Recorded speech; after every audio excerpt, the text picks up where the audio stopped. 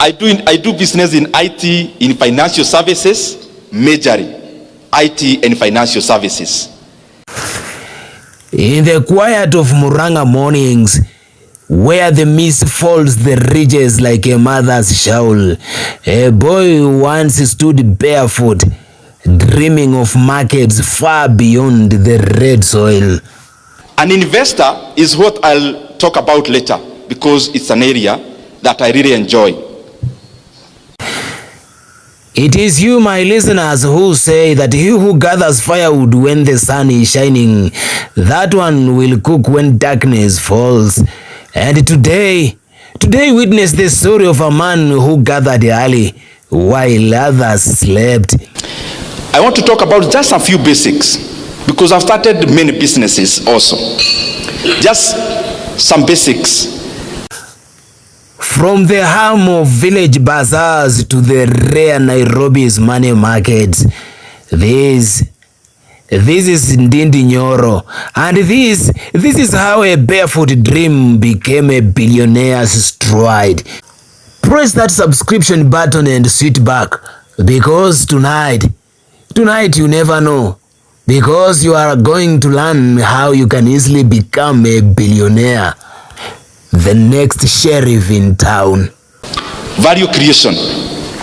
You can make money faster through creating value than through extraction. Many times you want to do business to extract money from people's pockets. And that is why you realize, and especially in a church setup, when you do business, you want people to sympathize with you because you go to the same church to buy you a product for that reason. From the barefoot child of the ridges to the architects of empire, Ndindi Nyoro's journey bends like the river Mathioya, restless, patient, and unstoppable. A tree that is planted with care gives shade long after the planter is gone, and for Ndindi Nyoro's wealth is counted not only in billions, but in the dreams he awakens in every village boy who dares to trade hope for action. This is the story of a man who gathered firewood early, who struck when the market thundered, and whose stride reminds Kenya that fortune favors the bold. It taught me one thing that we all do, especially owners of small businesses.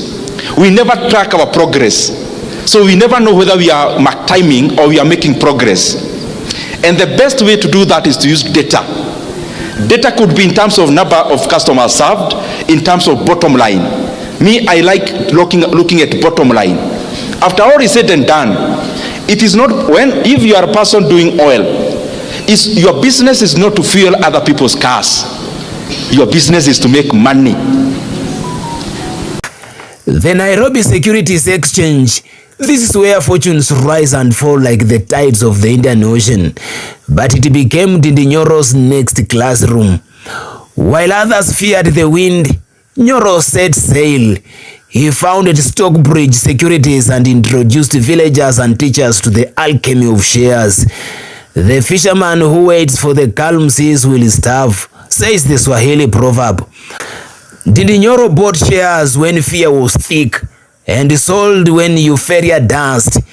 His instinct, part science, part faith, and part Murang'a's greed. But do you know now with internet, there is a lot you can do.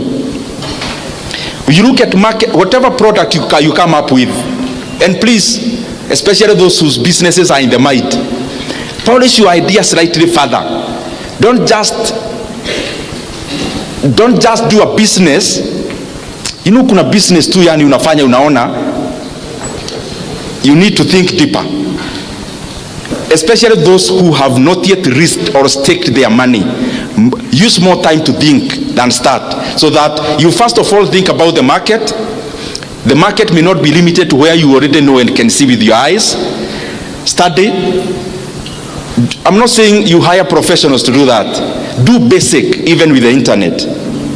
His business bloomed. Energy projects, real estate, smart bets on Kenya's financial pulse. Ndindi Nyoro walked into politics not as a beg of favors, but as an investor of vision. In Kiharu, His name is a metaphor for self-made possibility, for he has proved what elders chant, that the man who builds his own ladder climbs highest without fear of the owner. Ndindi Nyoro is a billionaire, I agree, but wealth to him is a tool. The true currency is influence sharpened by service.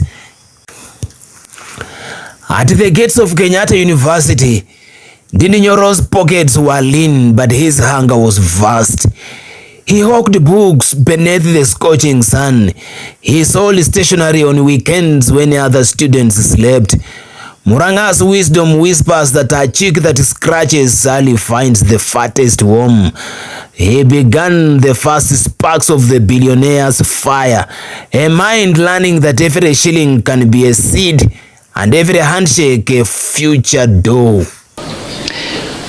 Look for a business with a higher barrier of entry so that you can enjoy longer margins or bigger margins. This is the other thing I want us to really interrogate.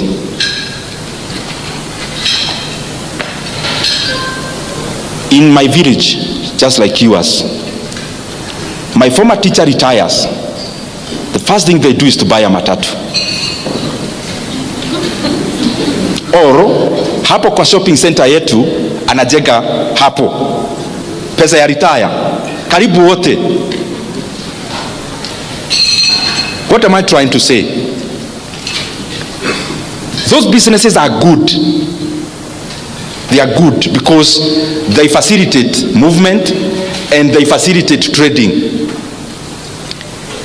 But probably even my brother and sister in the same industry, there is much more they can do around there. What am I trying to say? Kenya is also a broad country. Yani kama huna we measure your success by how many plots you have. Maybe we'll talk about that later nikienda kumaliza. By the way, I'm almost finishing. Now, allow me now these minutes because I can see here next time this one here, this is the lead sponsor. We would want in the next few years to come, the owner of this lead sponsor will be from this hall.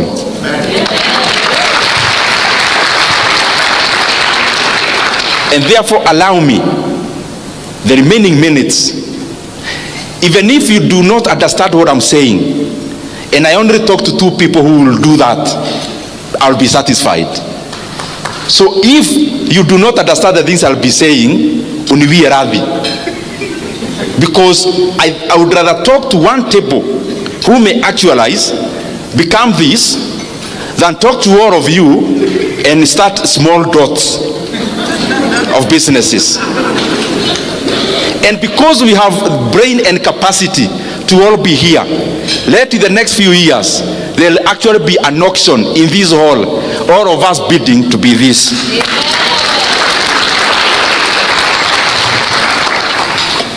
I'm talking about how we must fashion ourselves in this hall to move from being net worth of $500,000, net worth of a millionaire, and because all wealth is granted by God, that we also break that ceiling. Those figures we hear of billionaires, we also aim. This is the story of Ndindi Nyoro and how he became a billionaire, and you might just like it. Every tree begins with a seed that dares to split the earth.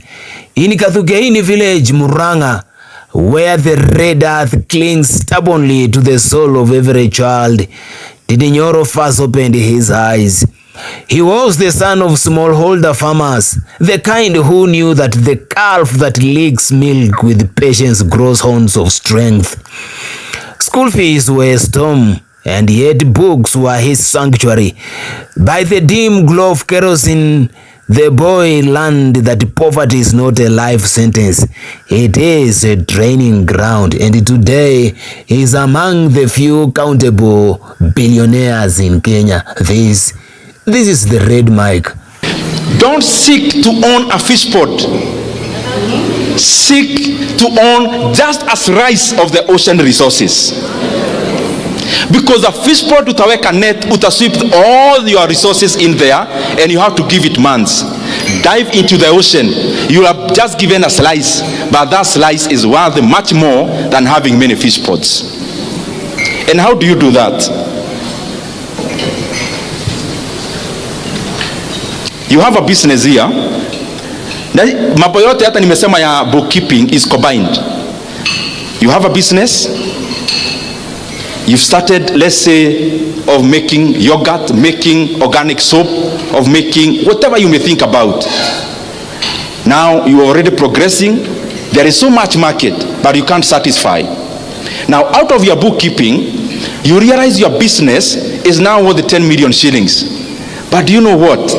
You are already feeling very wealthy. And you cannot release. Hii kitu nimeanza na jasho sana. Mimi siwezi leta mtu akunisubua. A different person, what do they do? You look for an investor and bring you 5 million shillings into that business. It's not going to your pocket, but you give them 10% of that business. Now, if you receive 5 million shillings for 10% of that business, the valuation of that business becomes instantly 50 million shillings. You use this money to expand other markets, to expand your operations, to buy more machinery. Later on, you get another investor. Now you've already grown, even people are noticing your brand. They come in, they give you 20 million shillings, and you give them a 20% of your business. If a 20% of your business is valued at 20 million, instantly your business becomes 100 million. So even if the percentage continues to diminish, the aggregate continues to expand.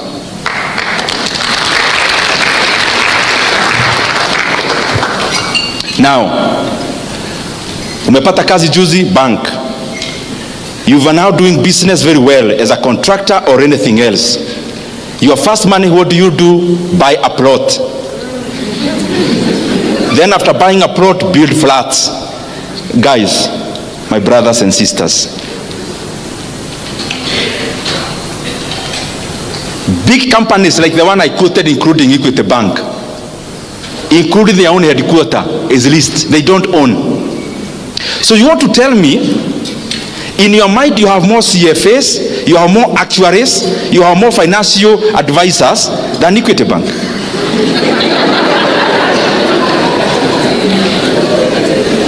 Old Mutual that bought even UAP here in Kenya. Old Mutual, you know it, is bigger in South Africa. Old Mutual, I saw in the Business Daily this week, they have put up for sale all their real estate assets in the entire East Africa. Wanasema, please come and buy. Hatutaki. Do you know, including that landmark tall building in Nairobi, ile Christmas wanawekaga vitu hivi mataa mingi tunaona huko, hata hiyo wanauza. You can go buy, maybe it's around 5 billion. Now, this is a company that is already divesting from real estate. And I am saying that with all due respect with my brothers who are in that business. I'm now talking to the buyer, not the seller. Other than the house that you live in, and other than the farm that you need, what is this plot you have in Kitegera, and the other one in Kamuru, and the other one in Kigajo, and the other one in Narumoro? Ni ya nini? Ni ya kufanya nini?